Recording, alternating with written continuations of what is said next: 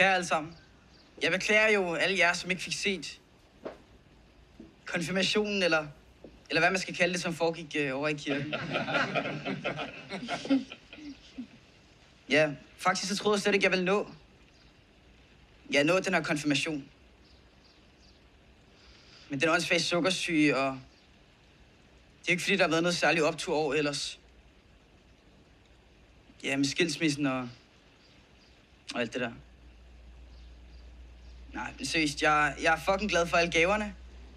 Og for, at I er kommet for at fejre mig i dag. Og så, Susanna, du har jo sørget for maden, så vi har noget dejligt at spise. Det er jeg også rigtig glad for.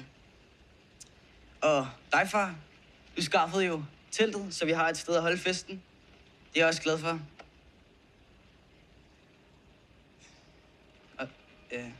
Og så, mor, så vil jeg også bare gerne lige sige, at lige så røv fucking irriterende det kan være.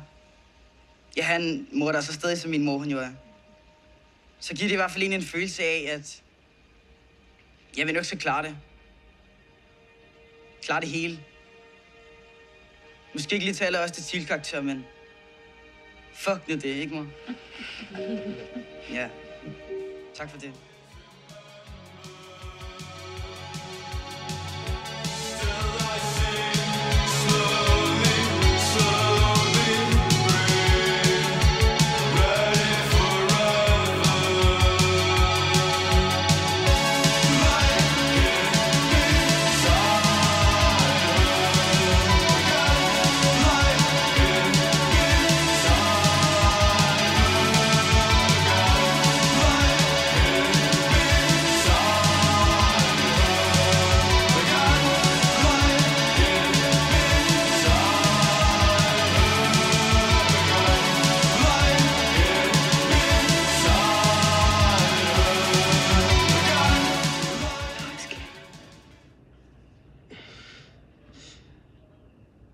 Hvad sker der?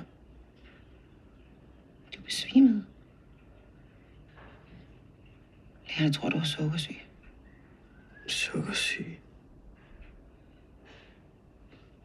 Skal jeg så til at stikke mig? Det skal du ikke tænke på nu. Bare slap lidt af, skat. Åh, far. Han er på vej. Fra Polen.